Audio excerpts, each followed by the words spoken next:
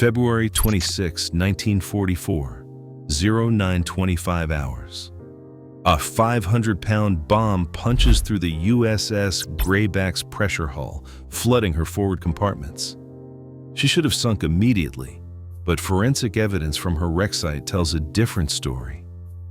At 1,427 feet below the Pacific, the Grayback rests with her torpedo tube doors open and debris scattered in patterns that suggest she kept fighting even as she was dying.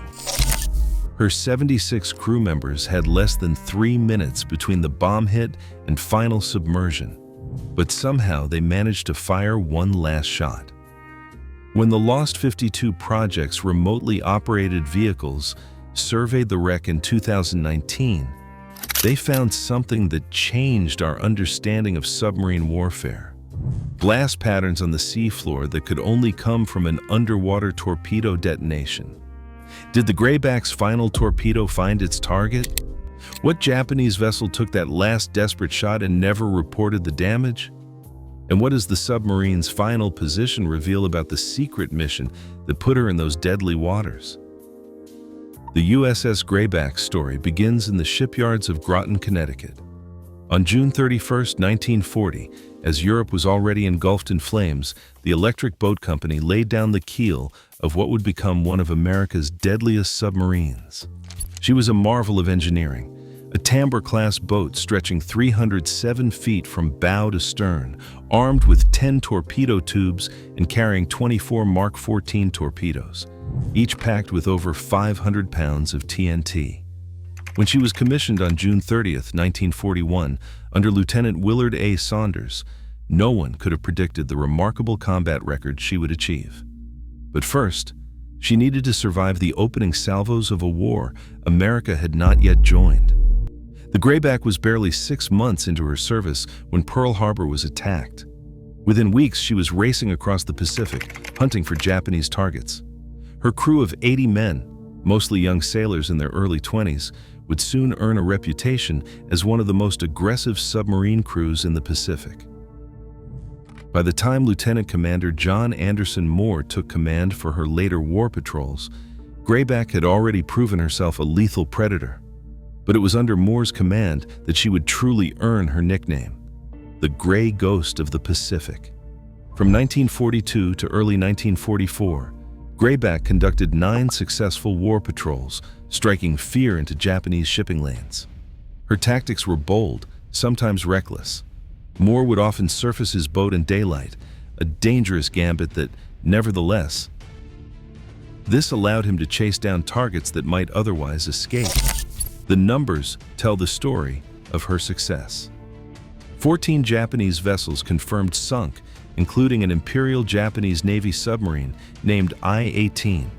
By tonnage sunk, 63,835 tons, she ranked 20th among all American submarines of the war. For every ton of her own weight, Grayback had sent nearly 40 tons of enemy shipping to the bottom. But submarine warfare was becoming increasingly deadly. By 1944, Japanese anti-submarine tactics had improved dramatically. Convoy escorts were better trained, sonar equipment more sophisticated, and patrol aircraft more numerous. The hunters were becoming the hunted. January 28, 1944. Pearl Harbor bustles with activity as Grayback's crew loads the final supplies for their 10th war patrol. The submarine's deck is crowded with provisions, enough food, fuel, and torpedoes for 60 days at sea. In the briefing room, Commander Moore receives his orders to patrol the East China Sea near Okinawa, a zone teeming with Japanese shipping. The intelligence reports paint a tantalizing picture. Japan's home islands are increasingly dependent on raw materials from their conquered territories. Every ship sunk means fewer supplies reaching Japanese factories, fewer weapons reaching Japanese soldiers. But the waters around Okinawa are heavily patrolled. This will be no easy mission. As Grayback pulls away from the dock, some of the crew snap photos at Waikiki Beach. the last images ever taken of many of these men. Letters home speak of confidence and determination. One sailor writes to his wife that they are heading out for their 10th patrol, that the boys are saying it is a lucky number, and that he will see her when they get back. For 2 weeks, Greyback makes her way westward, mostly underwater during daylight hours to avoid detection. By mid-February, she has reached her patrol zone. Almost immediately, the hunting is good. Between February 19th and 24th, Greyback attacks multiple convoys, firing torpedoes at every opportunity.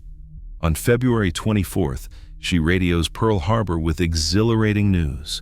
2 Japanese cargo ships sunk, with 4 torpedoes remaining. She is ordered to return to Midway to reload her tubes for another patrol.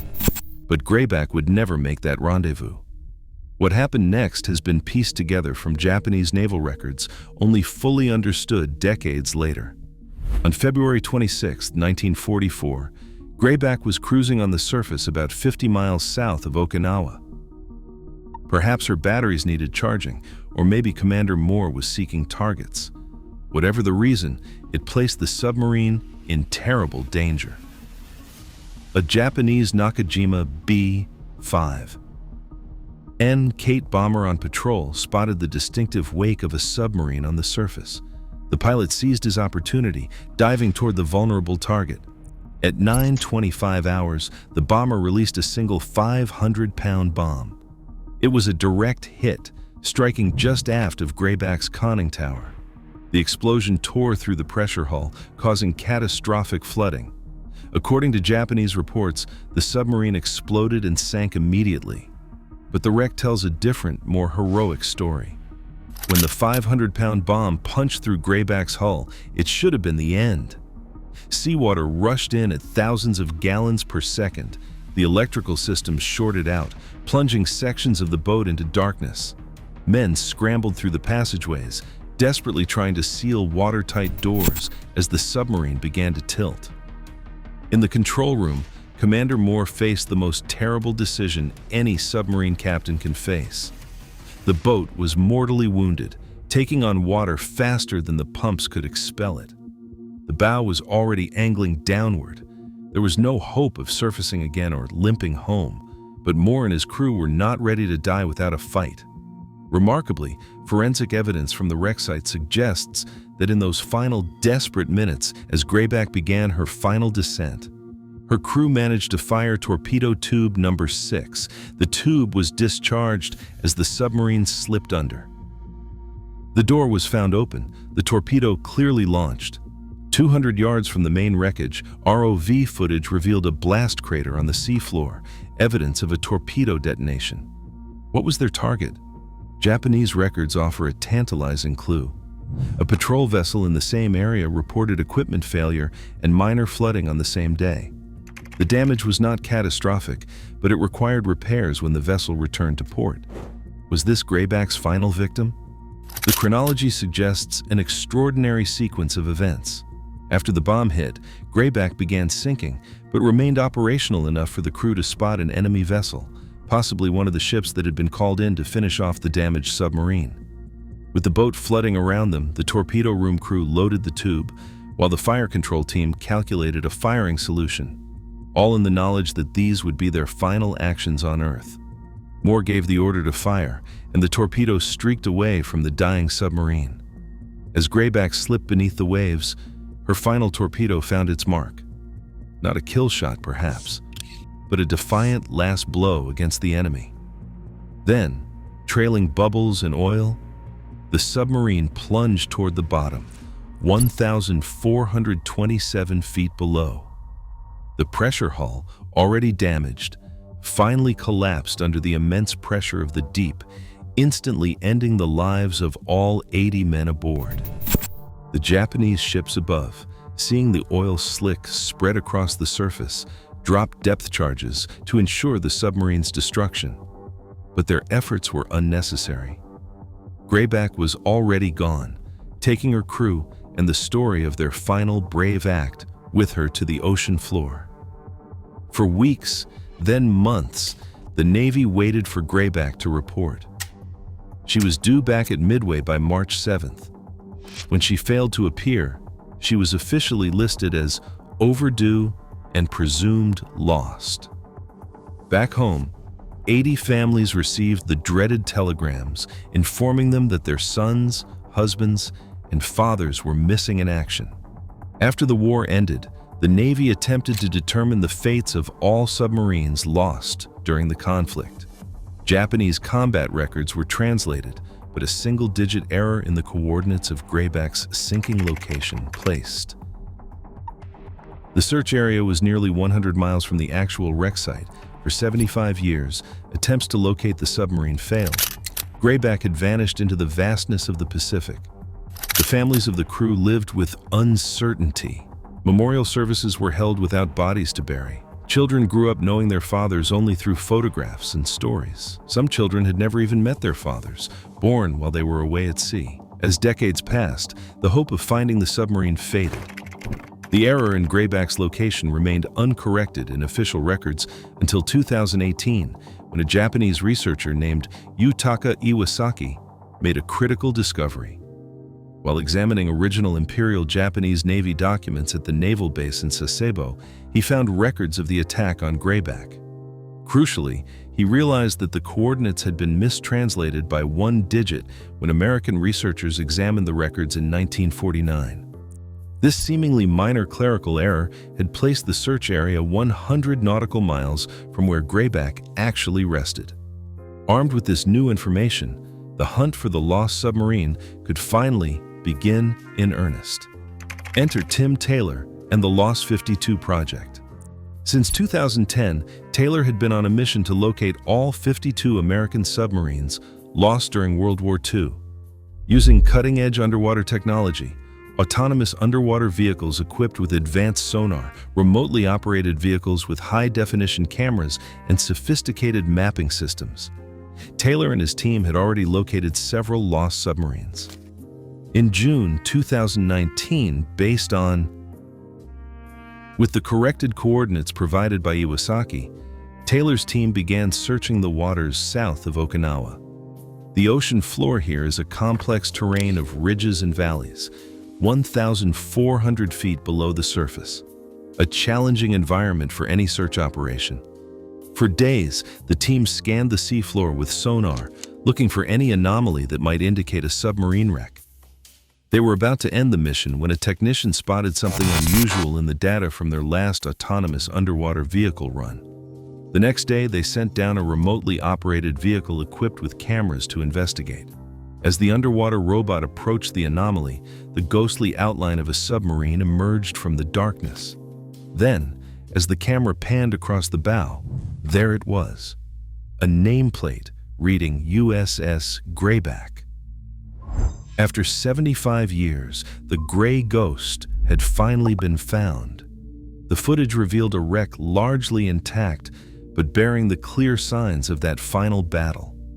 The submarine rested upright on the ocean floor, her conning tower still recognizable despite damage from the bomb hit.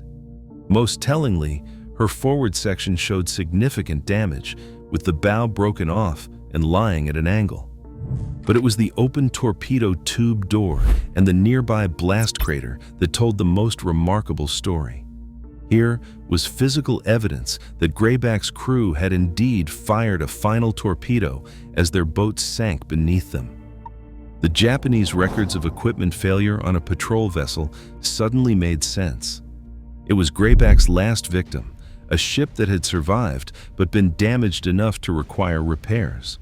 The wreck's position perfectly matched the corrected Japanese coordinates.